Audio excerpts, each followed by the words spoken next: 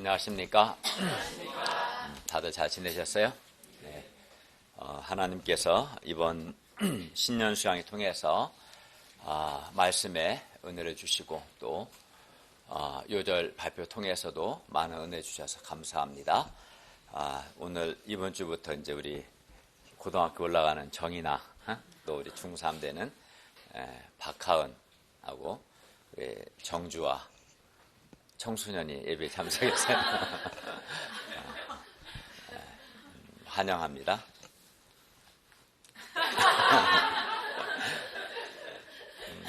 서로 환영한다 인사해 주세요.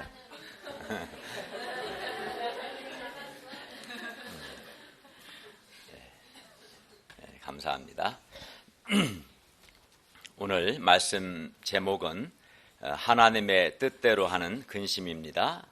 요절 7장 10절을 함께 읽겠습니다. 7장 10절 시작. 하나님의 뜻대로 하는 근심은 후회할 것이 없는 구원에 이르게 하는 회개를 이루는 것이요 세상 근심은 사망을 이루는 것이니라. 네, 기도하겠습니다. 하나님 아버지, 오늘도 저희가 성부, 성자, 성령 삼위 하나님께 예배를 드릴 수 있도록 은혜 주심을 감사합니다.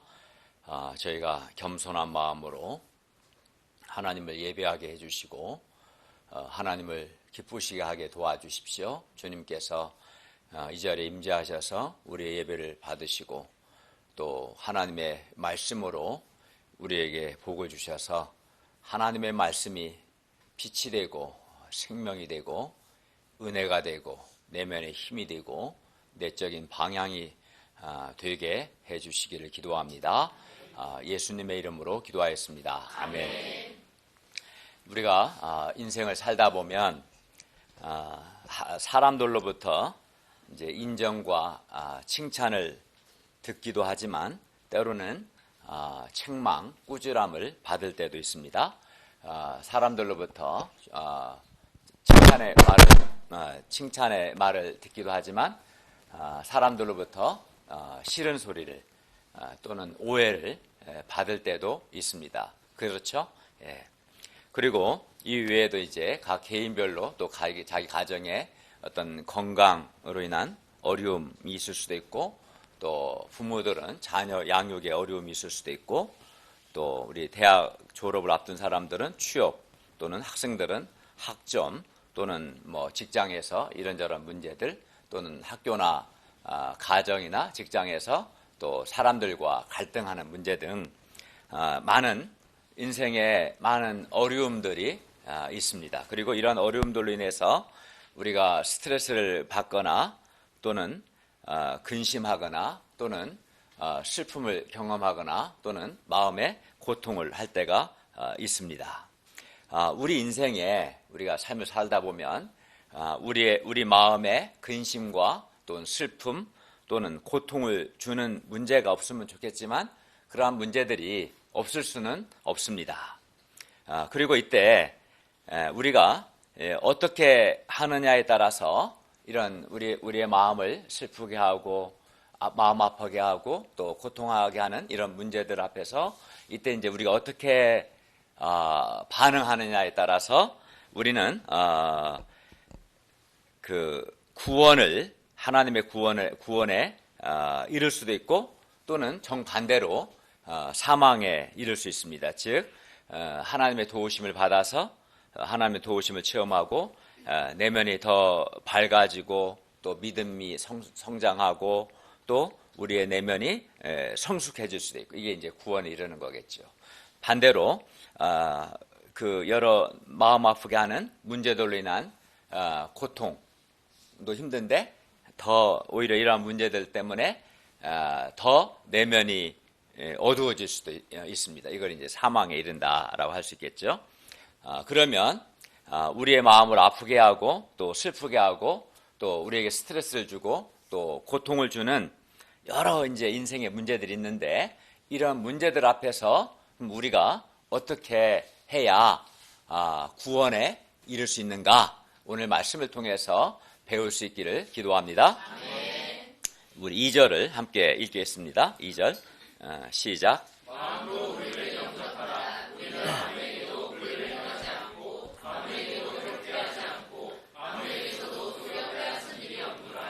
바울은 디도로부터 고린도 교회의 소식을 들었습니다. 그리고 고린도 교회 신자들 대부분은 이미 마음으로 목자 바울을 영접했습니다. 그러나 고린도 교회 안에 일부 교회인들은 아직도 바울을 영접하지 않았습니다. 즉 마음으로 바울을 받아들이지 않았습니다. 목자 바울을 오해했습니다. 당시 그 거짓 선생들이 바울에 대해서 심어놓은 그런 불신과 그런 인간적인 생각들이 아직 그들 마음에 남아 있었습니다. 이러한 양들을 바라보면 목자로서는 매우 안타깝고 또 목자도 사람이기 때문에 마음이 상할 수 있습니다. 굉장히 잘해줬는데 목자를 오해하고 불신하고 하면 목자도 마음이 상할 수 있죠. 또는 목자도 같이 감정적이 되어서 마음을 닫기 쉽습니다. 그러나 오늘 말씀을 보면 바울은 마음을 엽니다. 그리고 고린도 교인들 중에 일부 바울을 영접하지 않은 그러한 사람들과 관계성을 회복하기를 원합니다. 그들과 관계를 회복하기 위해서 자기가 지금까지 어떻게 목자 생활을 했는지를 아주 투명하게 보여줍니다. 그것이 이제 2절이죠. 바울은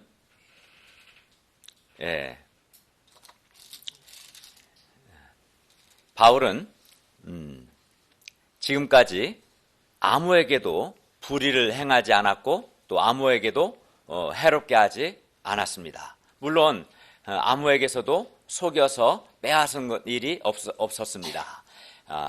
바울이 이렇게 말하는 것은 사실이었고 바울이 이렇게 말하는 것은 그들을 정죄하려고 하는 것이 아닙니다. 오히려 바울이 이렇게 아무에게도 불의를 행하지 않았고 또 아무에게도 해롭게 하지 않았기 때문에 그들이 있다는 것을 알고 그들이 또 바울의 마음에 있었고 그만큼 바울은 그들을 아끼고 사랑했다라는 것을 알게 하기 위해서 이런 말을 하는 겁니다. 바울은 또 고린도 교회 양들과 본문을 보면 함께 죽고 또 함께 살기를 원했습니다. 3절을 보면 여기서 이제 함께 죽고 함께 산다는 것은 즉 이렇게 함께 죽고 함께 사는 것, 함께하는 관계는 가장 가까운 관계입니다. 바울은 고린도 교회 양들을 자신의 평생의 동역자들로 여긴 것이죠. 4절을 보십시오. 바울은 고린도 교회 양들을 향해서 담대한 것, 담대하다는 말은 확신이란 말인데 확신도 많았습니다. 이는 그만큼 그들을 신뢰했다는 의미입니다. 그들을 향하여 담대한 것이 많았다는 말은 그만큼 그들을 신뢰했다 이런 뜻입니다. 바울은 또 고린도 양들을 위하여 자랑하는 것도 많았습니다. 이 말은 그만큼 그들에 대해서 자랑스럽게 여긴다. 즉 그들에 대해서 자부심이 많았다 이런 뜻입니다. 그리고 바울은 이러한 고린도 교회 양들에 대한 그러한 확신, 그러한 신뢰, 또 그러한 자랑이 바울의 모든 환난 가운데서도 위로와 기쁨이 되었습니다. 그러니까 바울이 여러 어려움을 겪었는데 그때 고린도 교회 양들에 대한 신뢰와 또 그들에 대한 그런 자부심이 바울에게 위로와 기쁨이 되었다는 의미입니다. 바울은 이런 그들을 고린도 교인들을 마음에 두고 사랑했고 그들과 항상 함께하기를 원했고 또 그들을 신뢰하고 그들을 자랑스럽게 여겼습니다. 이것이 이렇게 2절, 3절, 4절 이것이 고린도 교회 양들을 향한 목자 바울의 마음이었습니다. 그러니 고린도 교회 양들도 이제는 이제 바울이 이렇게 그들에게 어떠한 불의도 어떤 해도 끼치지 않고 또 그 마음을 열었고 그들을 아끼고 사랑했고 그들과 함께하기를 바라기 때문에 이제 고린도 양들도 바울을 마음으로 영접해야 합니다. 그래서 2절에 마음으로 우리를 영접하라라고 말한 것이죠. 이 상에서 우리는 목자와 양들 또는 목자와 동역자들의 관계가 어떠해야 하는가를 우리가 배울 수 있습니다. 목자와 양들 또는 목자와 동역자들의 관계는 서로 마음으로 영접하는 그런 관계여야 합니다. 마음으로 영접해야 합니다. 또 함께 죽고 함께 사는, 따로따로가 아니라 함께 죽고 함께 사는, 평생을 함께하는, 그래서 가장 가깝고 또 사랑하고 또 신뢰하는 그러한 관계여야 한다는 것을 오늘 본문을 통해서 우리가 배울 수 있습니다.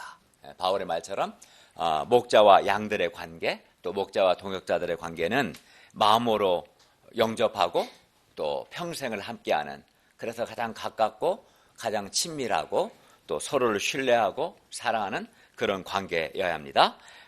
또 서로가 서로에게 그 결과 위로와 기쁨이 되는 그런 관계여야 합니다. 그러니까 서로 마음으로 영접하고 평생을 함께하고 또 서로 사랑하고 서로 신뢰하는 그런 관계가 되면은 마음에 위로와 기쁨이 되겠죠.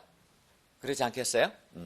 반면에 이제 서로를 마음으로 영접하지 않고 서로를 신뢰하지 않고 그러면 이제 근심이 되겠죠.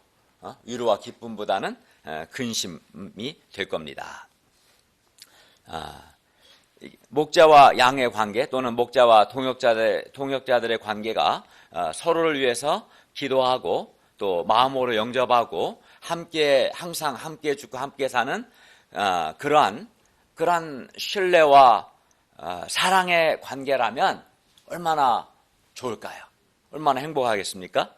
이런 관계는 목자에게나 또는 양에게나 또는 동역자에게나 모두에게 다 행복한 거예요, 사실은. 근데 사람들이 왜 불행합니까? 마음으로 서로를 영접하지 못하니까, 신뢰하지 못하니까, 서로 가깝지 않고 서로 사랑하지 않으니까, 관계가 파괴되니까 서로가 서로에게 부담과 아픔과 고통을 주는 거예요. 그러나 바울이 말하는 것처럼 목자와 양들의 관계가 또 목자와 동역자들의 관계가 마음으로 서로를 영접하고 함께하는, 평생을 함께하는, 함께할 수 있는 그만큼 신뢰하고 사랑하는 그런 관계가 된다면 얼마나 서로가 서로에게 위로가 되고 기쁨이 되고 얼마나 행복하겠습니까? 그러면 여러분은 여러분을 돕는 목자와 또 여러분이 돕는 양들이나 다른 동역자들과 이러한 관계를 맺고 있습니까? 우리 가운데 목자와 양 또는 목자와 동역자의 관계가 이렇게 서로를 신뢰하고 사랑하고 함께 죽고 함께 사는, 평생을 함께하는 가장 가까운 그런 관계가 되기를 바랍니다.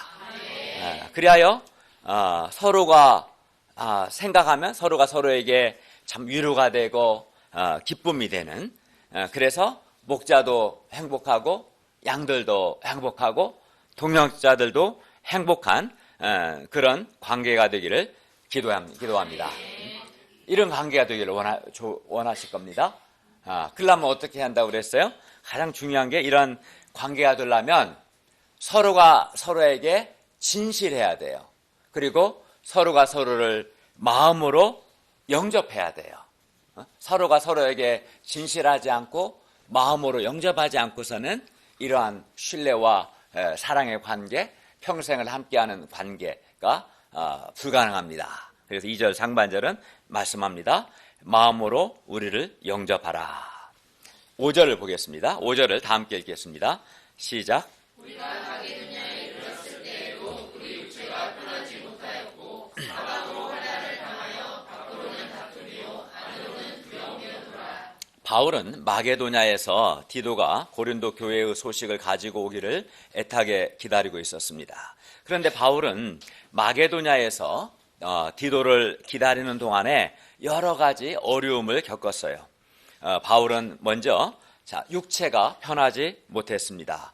아마도 당시 바울의 육체에 큰 질병이 있었고 그 질병으로 인해서 고통이 있었던 것 같아요. 뿐만 아니라 사방으로 환난을 당했습니다. 바울을 대적하는 자들이 바울이 가는 곳마다 사도 바울이 복음 전할 때 그 바울을 박해하고 죽이려고 했어요. 그리고 그래서 바울은 밖으로는 이렇게 바울을 대적하는 불신 예수 믿지 않는 유대인들 또는 이방인들과 싸워야만 했고, 안으로는 고린도 교회에 대한 염려와 두려움으로 많이 힘들었습니다. 그래서 바울은 이런 여러 환난으로 인해서 육체의 질병과 그를 대적하는 사람들, 고린도 양들에 대한 염려, 두려움 등으로 인해서 바울은 영육간에 지쳤어요. 이렇게 사람이 이렇게 많은 환난을 당하고 또 영육간에 이렇게 지치면 어떻게 되겠어요? 낙심이 되는 거예요. 낙심이. 힘이 쫙 빠지고 너무 이제 마음이 힘든 거죠. 낙심이 됩니다. 그런데 이때 낙심한 자들을 위로하시는 하나님께서 바울을 위로하셨습니다. 바울을 어떻게 위로하셨습니까? 6절을 보세요. 디도가 오므로 하나님께서 바울을 위로하셨습니다.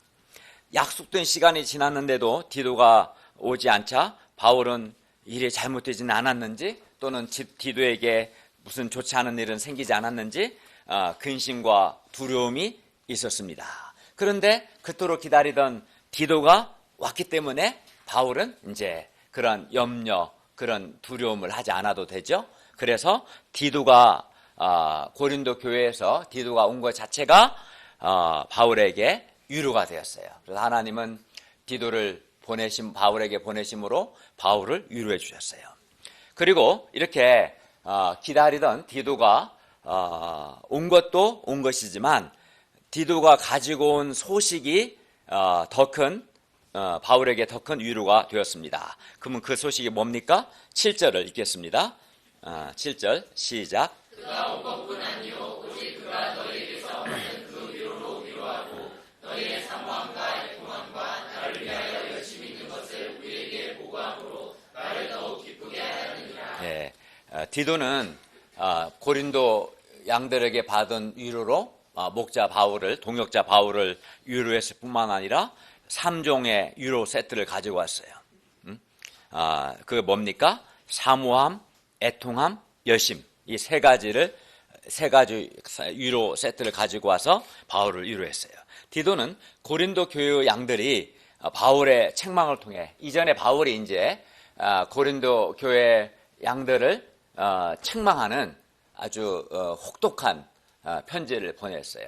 그래서 그 편지를 혹독한 편지라고 하는데 아주 세게 책망했어요. 그런데 그 편지를 가지고 디도가 고린도 교회에 가서 편지를 전하고 바울의 메시지를 전했던 거예요. 그리고 그 결과를 지금 가지고 온 거예요. 그런 상황인데 고린도 교회 양들이 편지를 통해서 바울의 책망을 통해 오히려 바울을 간절히 보고 싶어하고 또 이거 좀 체크해야겠네. 소리가 계속 나요. 오히려 이제 그 바울의 책망을 통해서 바울을 간절히 보고 싶어하고 자신들의 잘못을 깨닫고 또 애통해했으며 바울에 대해서 더욱 깊은 관심과 열심을 가지게 됐다. 이게 이제 사모함, 애통함, 열심이죠. 이 사실을 바울에게 보고했습니다. 이 소식은, 디도가 가져온 이 소식은 바울을 더욱 기쁘게 했습니다. 그러니까 고린도 양들이, 그래서 양들이 목자의 책망을 듣고 그 책망을 겸손하게 잘 받아들임으로 자신들의 잘못을 깨닫고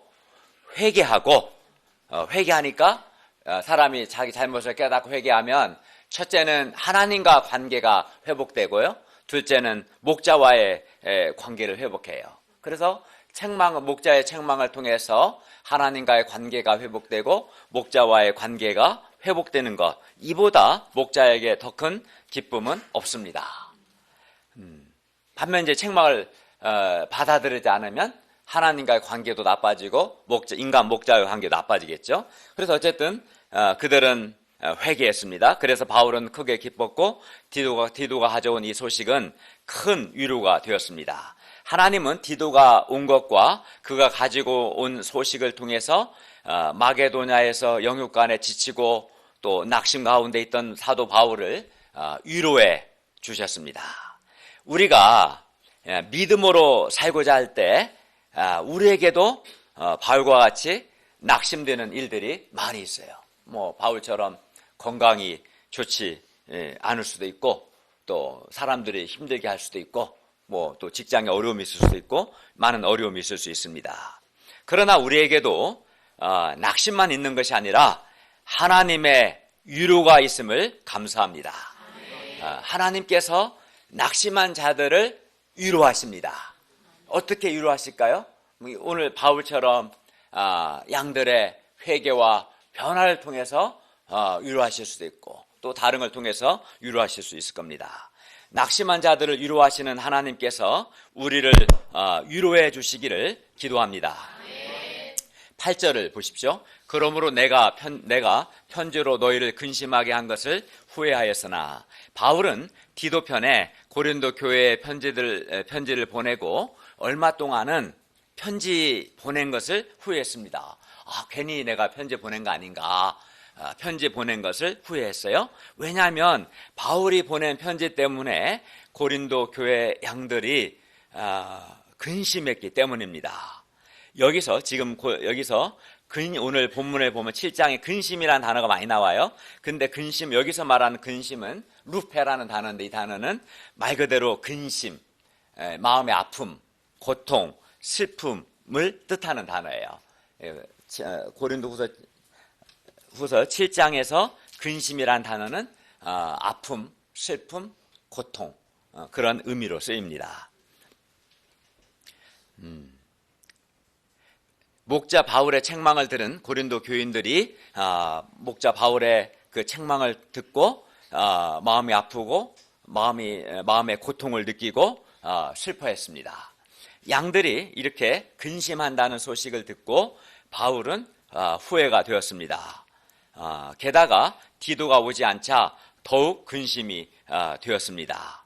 고린도 교회 양들이 목자 바울의 책망을 받아들이지 않으면 그들의 영적 상태, 그들의 신앙이 이전보다 더 나빠질 것입니다. 그렇기 때문에 바울은 더욱 근심이 되었고 편지로 그들을 근심하게 한 것을 후회했습니다. 괜히 편지를 보내서 그들이 바울이 보낸 편지의 책망을 듣고 괜히 그 슬픔과 고통을 주어서 더 나빠진 거 아닌가? 이제 그런 생각을 했었겠죠. 그러나 지금은 전혀 후회하지 않습니다. 왜 그렇습니까? 왜냐하면 바울의 편지가 고린도 교회 양들로 하여금 잠시만 근심하게 한 줄을 이제 디도를 통해서 알게 되었기 때문입니다.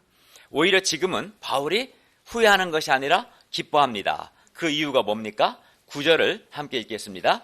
시작. 내가 지금 기뻐함은 너희로 근심하게 한 까닭이 아니요 오히려 너희가 근심함으로 회개함에 이른 까닭이라. 너희가 하나님의 뜻대로 근심하게 된 것은 우리에게서 아무에도 받지 않게 하려 합니다. 7장 그 8절, 9절, 10절, 11절에 근심이라는 단어가 반복되어 나타나는데, 여기서 이 근심이라는 단어는 아까 말씀드린 것처럼 슬픔, 마음의 아픔, 고통 등을 의미합니다. 여기서 근심은 근심하게 했다, 근심했다라고 했을 때, 여기서 근심은 목자 바울의 책망과 꾸지람을 통해서 자기들의 죄를 깨닫고 슬퍼하는 것, 또 자기의 잘못을 알고 마음 아파하는 것, 고통하는 것을 의미합니다. 고린도 교회 양들이 바울의 편지를 받고 바울의 책망 앞에서 기분 나빠하거나 뭐 자존심 상해하거나 반발하거나 하지 않고 오히려 자신들의 잘못을 깨닫고 마음 아파했습니다. 그리고 그들은 마음으로 회개했습니다. 바울을 대적한 뭘 회개했겠어요? 바울이 이제 이전에 고린도 교회를 방문했었고, 그때 바울을 대적한 자가 있었는데 바울을 대적한 자를 그들이 징계하지 않았던 것을 회개했고, 또 목자 바울에 대해서 인간적인 생각을 했던 것을 또 회개했고, 또 목자 바울의 말을 순종하지 않은 것을 그들이 회개했습니다. 그 결과 그들은 7절에서 본 것처럼 바울에 대해서도 이제 더욱 사모함과 애통함과 바울을 위하여 열심을 가지게 되었습니다. 바울은 고린도 교회 양들의 이러한 모습을 보고 기뻤습니다. 이렇게 양이 회개하게 되면 목자는 이렇게 기뻐합니다. 양들이 근심하는 것, 마음 아파하는 것을 기뻐하는 것이 아니라 그 근심과 아픔을 통해서 양들이 회개하는 것을 기뻐합니다. 왜냐하면 목자가 양을 책망하는 것은 양이 자기 죄와 잘못을 깨닫고 회개하기를 원하기 때문입니다. 그리고 그들이 이렇게 근심함으로 회개함에 이른 것은 그들이 하나님의 뜻대로 근심했기 때문입니다. 오늘 제목이 뭐예요? 하나님의 뜻대로 하는 근심. 이게 딱 이해가 딱 돼요? 알쏭달쏭 한 면 있지 않아요? 하나님의 뜻대로 하는 근심. 명확하게 이해가 돼요? 아니면 좀 약간 애매해요? 둘 중 하나는 대답을 해야지. 여기서 하나님의 뜻대로 하는 근심이란 좀 더 풀어서 말한다면 하나님의 뜻에 맞는 근심, 하나님의 뜻에 맞는 슬픔, 아픔, 고통으로 그러니까 예를 들어 이제 바울의 책망을 들었을 때 마음이 아프죠.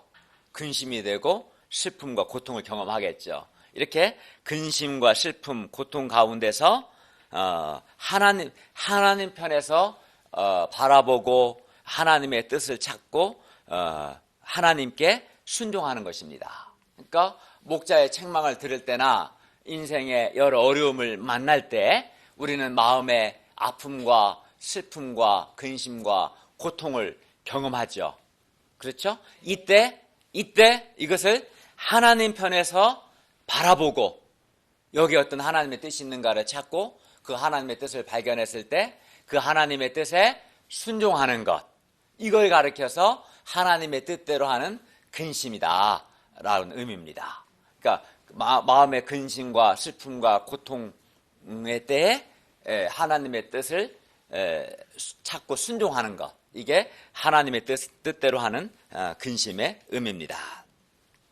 하나님의 뜻대로 하는 근심이 그들로 하여금 회개함에 이르게 되었습니다. 그러니까 목자의 책망을 들었을 때 마음의 슬픔과 고통이 있었지만 이때 하나님 편에서 자신들을 바라보았고 그들의 잘못과 죄를 깨달았고 그래서 회개함에 이르게 된 거죠.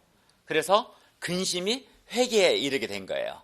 그래서 이것이 하나님의 뜻에 맞는 근심인 거죠.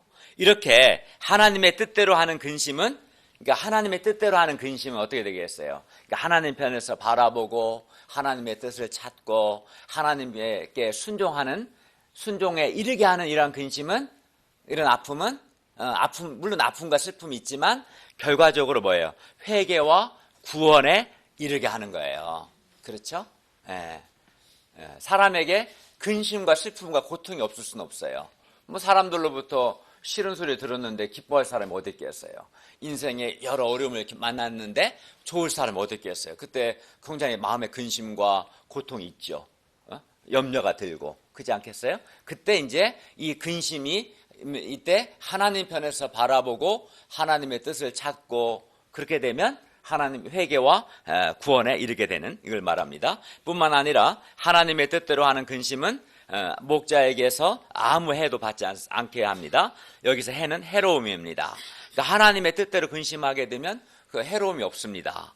하나님의 뜻대로 하는 근심, 곧 목자의 책망을 통해서 자신의 잘못을 깨닫고 회개한 양들은 하나님의 뜻에 맞게 근심한 거죠. 이렇게 그래서 회개한 양들은 목자의 책망에 마음이 아프긴 하지만 해롭지는 않습니다. 오히려 유익합니다. 하나님의 뜻대로 하는 근심, 하나님의 뜻에 맞는 근심, 아픔, 고통, 슬픔은 우리를 회개하게 하고 그 결과 구원에 이르게 하기 때문에 유익합니다. 해롭지 않고.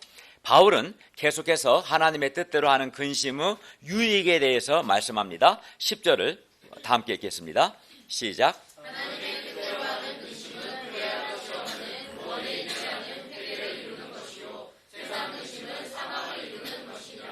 양이 목자에게 책망을 들을 때 근심, 슬픔, 고통이 있는데 이때 두 가지 반응이 나타날 수 있습니다. 먼저 인간적으로 반응할 수 있어요. 즉 목자의 책망에 대해서 기분 나빠하고 반발하는 겁니다. 그래서 더욱 마음을 닫고 마음이 딱딱해지는 겁니다. 이때 사탄이 역사하여 시험에 들 수 있어요. 예를 들어 이제 이렇게 인간적으로 반응하게 되면 목자와의 관계가 파괴되고 또 하나님께 대한 소원과 믿음을 잃어버립니다. 그래서 이런 근심은 세상 근심, 이런 근심이 이제 하나님의 뜻대로 하는 근심 반대가 세상 근심이고, 이러한 세상 근심은 사람을 사망에 이르게 됩니다. 여기서 사망에 이르게 된다는 것은 하나님의 통치를 받지 않고 어둠에 빠지게 하는 거예요. 그러니까 책망을 들었을 때 아픔과 슬픔이 있지만 이것을 하나님 편에서 바라보고 하나님의 뜻을 찾고 하나님께 순종하면 회개하고 구원에 이르게 되지만, 그렇지 않고 이거를 이제 인간적으로 생각하고 기분 나빠하고 반발하게 되면 오히려 사탄의 시험에 들 수도 있고 사망에 이르게 된다, 그걸 말합니다. 그래서 이런 사람은 하나님의 생명과 하나님의 빛과 하나님의 은혜가 없습니다. 그러면 왜 이렇게 하나님의 뜻대로 근심하지 않고 왜 이렇게 세상 근심, 즉 인간적으로 반응하는 걸까요? 왜냐하면 이는 교만 때문입니다. 교만한 사람은 하나님 앞에서 자기를 돌아보고 자기를 발견하려고 하지 않습니다. 자기 잘못을 인정하려고 하지 않습니다. 그러면 목자의 책망 앞에서 우리는 어떻게 반응해야 합니까? 오늘 제목처럼 하나님의 뜻대로 근심해야 합니다. 즉 하나님 편에서 바라보고 거기에 어떤 하나님의 뜻이 있는가, 하나님의 뜻을 찾고 그 하나님의 뜻에 순종해야 합니다. 이것이 하나님의 뜻대로 하는 근심입니다. 즉 목자님을 통해서 목자님의 책망이지만 목자님의 책망을 통해서 하나님께서 나의 죄와 허물을 지적하는 것으로 알고 회개해야 합니다. 그러면 그 사람은 구원에 이르게 됩니다. 여기서 구원이란 죄로부터의 구원, 즉 하나님의 용서와 동시에 하나님의 통치를 받아서 내면이 밝아지고 또 신앙적으로 내면적으로 성숙해지는 것을 의미합니다. 내면이 밝고 건강하고 성숙한 신자가 되는 것, 이것이 여기서 말하는 구원에 이르는 겁니다. 그래서 바울은 하나님의 뜻대로 하는 근심은 후회할 것이 없는, 왜? 회개와 구원에 이르게 하기 때문에 후회할 것이 없죠. 후회할 것이 없는 구원에 이르는 회개를 이룬다 말씀합니다. 그러니까 사람이 하나님의 뜻대로 근심할 때 첫 번째 나타나는 반응은 하나님 편에서 바라보기 때문에 자기 죄를 회개하게 되고, 회개하면 그 결과 구원에 이르게 되는 것입니다. 하나님의 뜻대로 하는 근심, 하나님의 뜻에 맞는 근심, 슬픔, 아픔, 고통은 9절 하반절과 10절 상반절을 보면 반드시 회개와 구원을 가져옵니다. 그러니까 그 사람이 하나님의 뜻대로 근심하는 건지 세상 근심하는 건지는 결과를 보면 알 수 있어요. 회개와 구원에 이르게 되는가, 아니면 더욱 사망에, 더욱 어두움에 빠지게 되는가를 보면 이 사람이 하나님 신앙 있는 하나님 중심적인 사람인가, 신앙이 전혀 없는 불신앙적인 사람인가를 알 수가 있는 거예요. 11절은 고린도 양들이 하나님의 뜻대로 한 근심이 그들에게 구원, 곧 신앙의 성숙을 가져왔음을 가르쳐 줍니다. 11절을 보십시오. 한번 읽겠습니다. 시작. 하나님의 뜻대로 하게 된 이 근심이 너희를 얼마나 간절하게 하며 얼마나 변심하게 하며 얼마나 분하게 하며 얼마나 두렵게 하며 얼마나 사모하게 하며 얼마나 열심히 있게 하며 얼마나 벌하게 하였는가. 너희가 그 일에 대하여 일체 너희 자신의 깨끗함을 나타내었느니라. 네, 바울의 책망을 받은 고린도 양들은 바울의 책망을 받고 많은 근심에 쌓였습니다. 그러나 그들은 하나님 편에서 바라보고 하나님의 뜻을 생각했고 하나님께 순종했습니다. 그러니까 하나님의 뜻에 맞는 근심을 한 거죠. 그 결과 8가지 변화가 있었어요. 8가지. 가장 먼저 뭐가 있었습니까? 간절함이 생겼어요. 그러니까 하나님의 뜻에 맞는 근심을 했을 때, 하나님 편에서 바라보고 자기들의 잘못을 깨닫고 회개했을 때 8가지 변화가 있었는데 첫 번째는 간절함입니다. 진리를 행하고자 하는 간절함도 생겼고 바울을 향한 간절함도 생겼습니다. 다음으로 변증입니다. 여기서 변증은 바울을 대적한 자에게 동조한 것에 대해서 변명하고 이제는 잘못을 고칠 자세가 되어 있는 것, 그런 의미로 말한 겁니다. 분노는 죄에 대한 분노입니다. 두려움은 자기들의 잘못을 깨닫고 두려워하는 것이며 사모함과 열심은 그들이 목자와의 관계 회복을 간절히 원하게 되었다는 것을 의미합니다. 벌하게함은 범죄한 사람에 대한 징계입니다. 이렇게 고린도 교회 양들은 하나님의 뜻대로 하나님의 뜻에 맞는 근심을 함으로써 목자의 책망을 들었을 때 마음의 슬픔과 아픔, 고통이 있었지만 하나님 편에서 자신을 바라보고 하나님의 뜻을 깨닫고 하나님께 순종함으로 죄에 대해서는 더욱 분노를 느끼고 목자에 대해서는 더욱 그리워하게 되고 잘못을 저지른 사람에 대해서는 징계했습니다. 이렇게 하나님의 뜻대로 하는 근심은 회개와 구원에 이르게 합니다. 하나님의 뜻대로 하는 근심을 통해 구원에 이르는 예는 참 많습니다. 다윗을 예로 든다면 다윗이 왕이었을 때 자신의 왕권을 이용해서 신하의 아내와 간음을 했습니다. 나단 선지자가 이 사실을 알고는 왕 다윗을 책망했습니다. 나단 선지자의 책망, 아주 심하게 책망했는데 심한 책망을 들었을 때 다윗은 마음에 근심과 고통이 있었습니다. 그때 만일 다윗이 나단 선지자의 꾸지람을 인간적으로 받아들였다면, 즉 세상 근심을 했다면, 즉 하나님의 뜻대로 근심하지 않았다면 아마 어떻게 반응했겠어요? 나단의 책망을 기분 나빠하고 나단 선지자를 미워하거나 또는 우리아를 제거한 것처럼 나단까지도 제거할 수 있었을 겁니다. 아니면 어쩔 수 없었다, 그게 뭐 죄냐, 왕이 그럴 수도 있지라고 변명할 수도 있었을 겁니다. 그러나 다윗은 그렇게 하지 않고 하나님의 뜻대로 근심했어요. 하나님의 뜻에 맞는 근심했어요. 즉 하나님의 뜻은 그 책망을 들었을 때 마음이 아프지만 그때 하나님 편에서 바라보고 하나님의 뜻을 찾았는데 하나님의 뜻은 다윗이 회개하는 것이다 라는 것을 알고 다윗은 회개했습니다. 사무엘하 12장 13절 보면 내가 여호와께 죄를 지었습니다 라고 그는 회개했습니다. 그리고 그 다윗은 날마다 심상이 젖도록 눈물로 자기의 죄를 마음 아파하며 또 말로만 회개하지 않고 회개에 합당한 열매를 맺고자 투쟁했습니다. 이때 지은 시가 시편 51편입니다. 이 이후에 다윗 이렇게 그는 하나님의 뜻대로 하나님의 뜻에 맞는 근심을 한 거죠. 그리고 이 이후에 다윗의 아들 압살롬이 반역을 했습니다. 다윗은 왕궁에서 빠져나와 도망길에 올랐고 이를 본 사울 왕의 친족인 시므이가 왕 다윗을 저주했습니다. 이때 다윗이 얼마나 힘들었겠습니까? 저주를 받았을 때. 이를 본 다윗의 경호실장이 말합니다. 왕이시여, 왜 저 죽은 개만 또 못한 자가 왕을 저주하도록 내버려 둡니까? 제가 가서 당장 죽여버리겠습니다. 다윗에게는 그런 힘이 있었습니다. 그러나 다윗 왕은 말합니다. 저 사람이 나를 저주하도록 여호와께서 시키셨다면 누가 뭐라고 할 수 있겠소?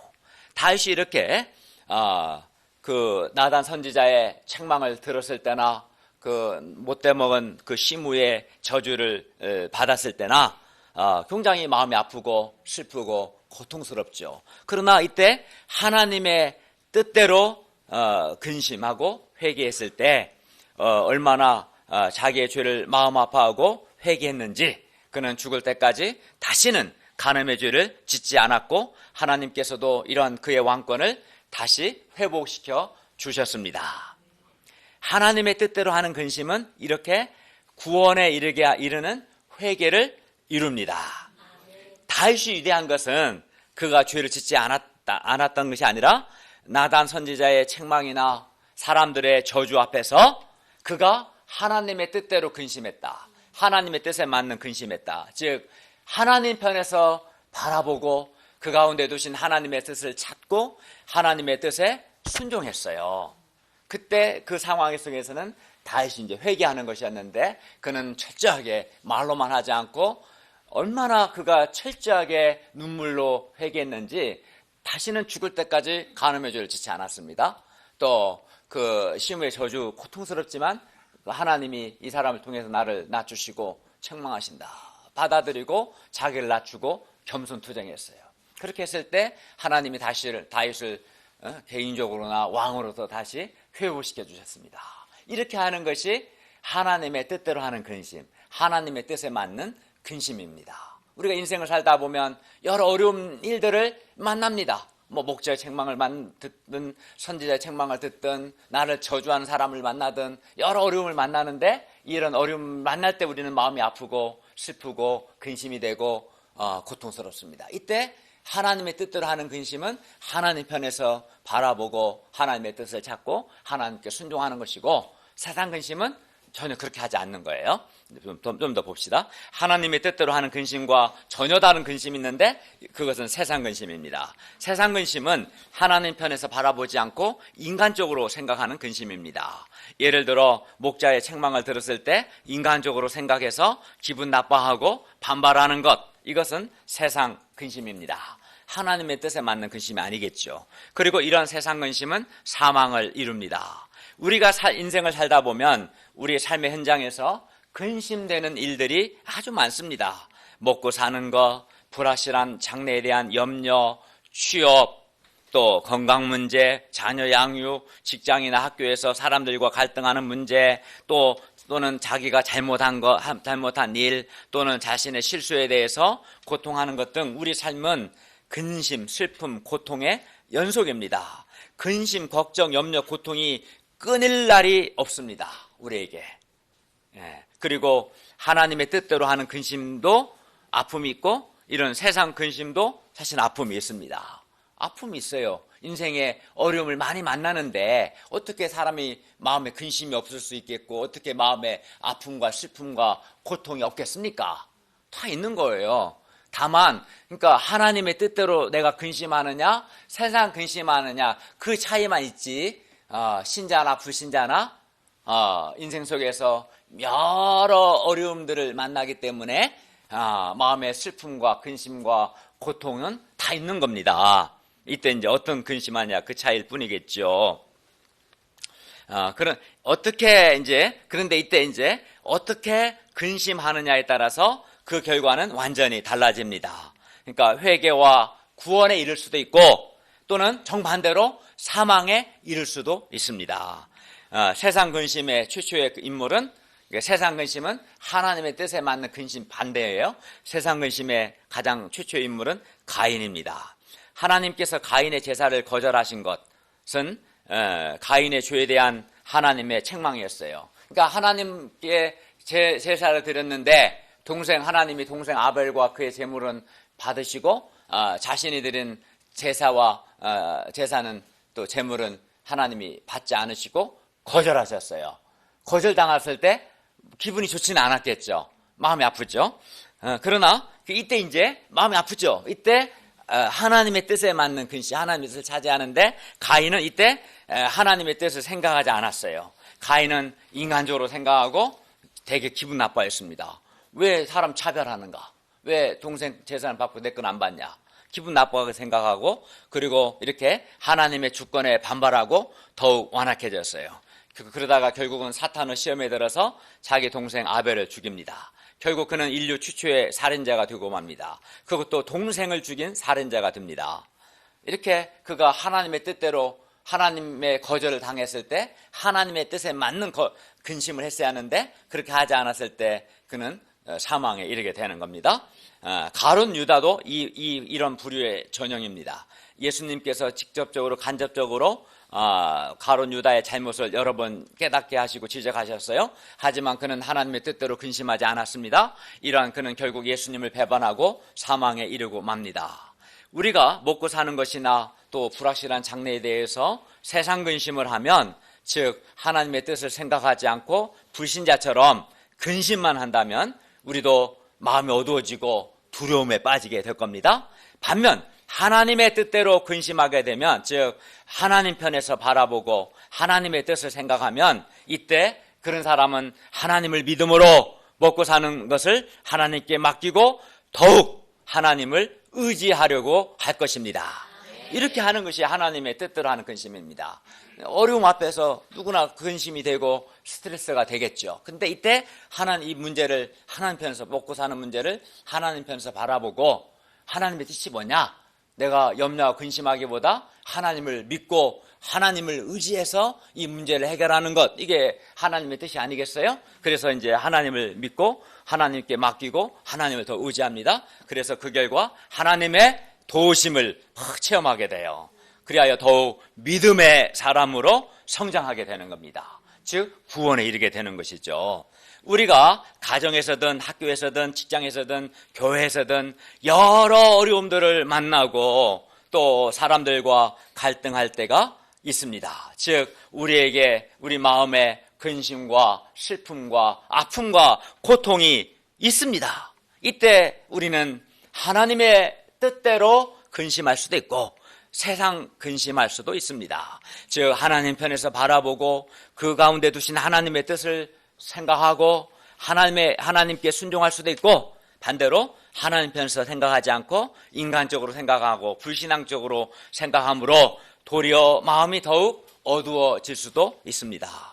예를 들어 하나님의 뜻대로 근심하는 사람은 사람과 갈등할 때 하나님의 뜻을 생각하고 하나님 편에서 바라보고 소화하고 하나님께 순종하고자 합니다. 그래서 하나님 앞에서 먼저 자기 자신을 돌아보고 나에게 잘못한 것이 있다면 회개합니다. 그리고 적극적으로 하나님의 통치를 받습니다. 그리하여 갈등하는 사람을 용서하고 사랑하고자 투쟁합니다.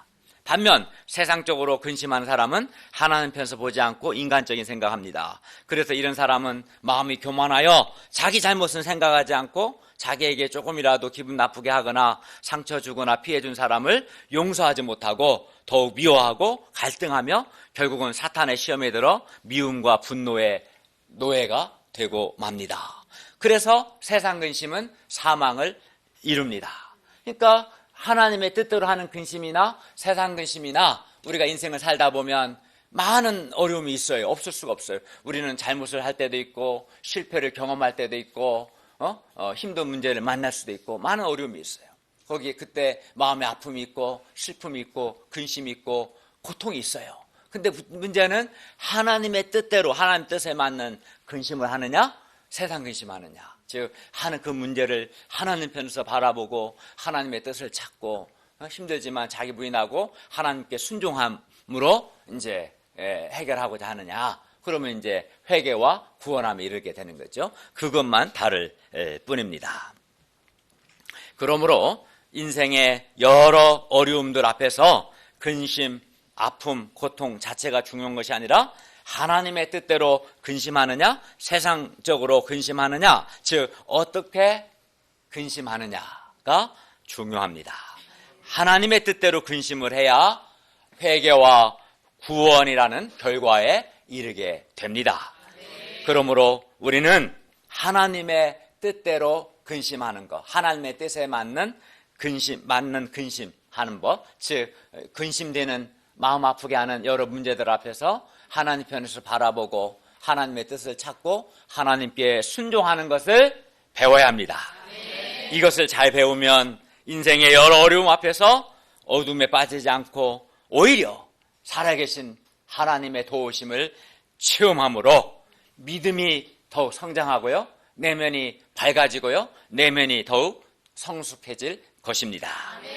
우리는 예수님을 배우고 말씀대로 살고자 애쓰는 정말 좋은 교회에서 양육을 받기 때문에 보통 사람들은 듣지 않는 여러 권면과 책망을 듣기도 합니다. 그리고 책망을 들으면 마음이 아프고 마음에 아픔이 있고 또 마음이 상할 수도 있고 때로 인간적인 생각, 반발하는 마음이 생길 수도 있을 겁니다. 그러나 다른 한편을 생각해 보면 이러한 꾸지람이나 권면을 들을 수 있다는 것 자체가 사실은 귀한 겁니다. 듣기 좋은 말만 하고 싫은 말은 하지 않는 이런 세상에서 살다 보면 나를 자신을 제대로 보지 못합니다. 나의 허물과 실수를 보지 못합니다. 그래서 교만해집니다. 그런 사람은 나이를 먹어도 신앙 연수가 늘어나도 성장하지 못합니다. 그래서 성인 아이가 되고 맙니다. 나이는 성인인데 내면이나 신앙은 애같이 되고 만다는 겁니다.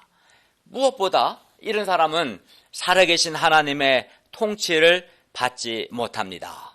하지만 책망이 있기에 우리는 날마다 성장할 수 있습니다. 성숙해질 수 있습니다. 책망을 또 어려움을 우리가 책망이나 인생의 여러 어려움들을 잘 소화하면 좋습니다. 그러나 소화를 잘 못하면, 즉 세상 근심을 하면 책망이 어려움이 독이 됩니다. 그래서 그 책망이 또는 그 인생의 어려움이 독이 되어서 더 사람이 독해지고 더 사람이 싸나워집니다. 그러나 이거를 잘 소화를 하면, 잘 소화한다는 게 뭐겠어요? 하나님의 뜻대로 근심하는 거죠. 하나님의 뜻에 맞는 근심, 하나님 편에서 바라보고 하나님의 뜻을 찾으면 그런 책망이나 그런 어려움이 나에게 보약이 됩니다. 네. 쓴 약이 몸에 좋은 것처럼 책망이 우리를 건강하게 키웁니다. 하나님의 뜻대로 근심하는 것을 배운 사람은 정말 내면성이 있고요, 성숙한 신자가 됩니다. 우리 평신도 목자님들은 우리 교회에서 하나님의 뜻대로 근심하는 법을 그래도 배우고 있고 또 배웠기 때문에 다른 사람들보다 내면성 있는 분들이 많습니다. 성숙하게 동역을 잘하고 또 그런 자세로 직장생활을 하니까 직장생활도 잘합니다. 무엇보다 하나님의 뜻대로 근심하는 것을 배운 사람은 여러 근심되는 일 앞에서 어둠에 빠지지 않고 오히려 회개와 구원에 이르고 또 믿음의 사람으로 성장하고 내면이 성숙해집니다. 고린도 양들은 바울의 책망 앞에서 하나님의 뜻대로 근심했기 때문에 더욱 성숙해졌습니다. 그리하여 13절에서 바울은 그들의 변화를 통해서 위로를 받았고 디도의 기쁨으로 더욱 많이 기뻐한다고 말합니다. 이는 디도 역시 고린도 양들이 하나님의 뜻대로 근심하는 것을 보고 기뻐했기 때문입니다. 그러니까 하나님의 뜻대로 근심했을 때 그들 자신이 하나님 앞에서 자신을 돌아봄으로써 회개하고 하나님의 통치를 받고 하나님과의 관계도 바르게 되고 목자와 바울과도 관계가 바르게 되고 많은 사람에게 은혜가 되었어요. 14절에서 바울은 고린도 양들을 위하여 자랑한 것이 참되게 되었음을 확신합니다. 그렇죠. 하나님의 뜻대로 근심했기 때문에 자랑할 만한 거죠.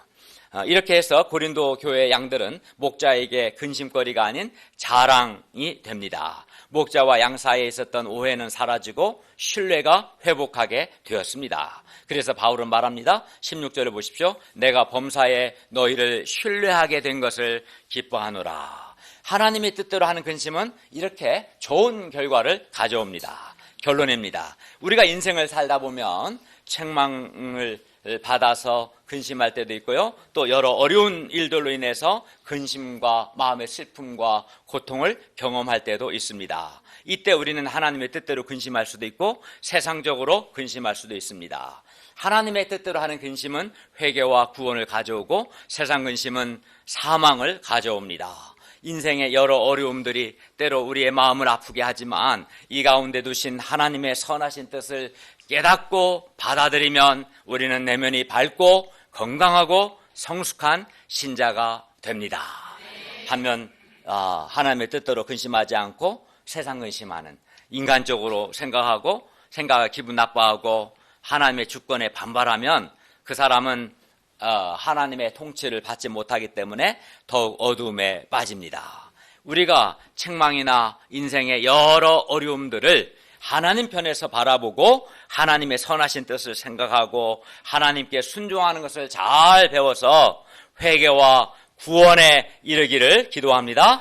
그리하여 우리가 내면이 더욱 밝아지고 건강하게 되고 또 우리 믿음이 성장하고 성숙한 하나님의 사람들로 성장할 수 있기를 기도합니다. 기도하겠습니다. 은혜로우신 주님, 오늘 말씀을 통해서 우리에게 인생에 여러 어려움들이 있을 때 그 어려움들이 우리에게 마음의 아픔과 슬픔과 근심과 고통을 주지만 하나님 편에서 바라보고 하나님의 뜻을 찾고 하나님께 순종할 때, 즉 하나님의 뜻대로 근심할 때 회개와 구원과 많은 유익이 있음을 가르쳐 주셔서 감사합니다. 우리가 실제 삶 속에서 여러 크고 작은 어려움 앞에서 이렇게 하나님의 뜻대로 하는 근심, 즉 하나님 편에서 바라보고 하나님의 뜻을 찾고 하나님께 순종하는 것을 잘 배워서 더욱 밝아지고 건강해지고 믿음이 자라고 성장할 수 있도록 도와주시옵기를 기도합니다. 또 서로 목자와 양들의 관계가 서로를 신뢰하고 마음을 열고 함께함으로 행복한 관계가 되도록 도와주십시오. 예수님의 이름으로 기도하였습니다. 아멘.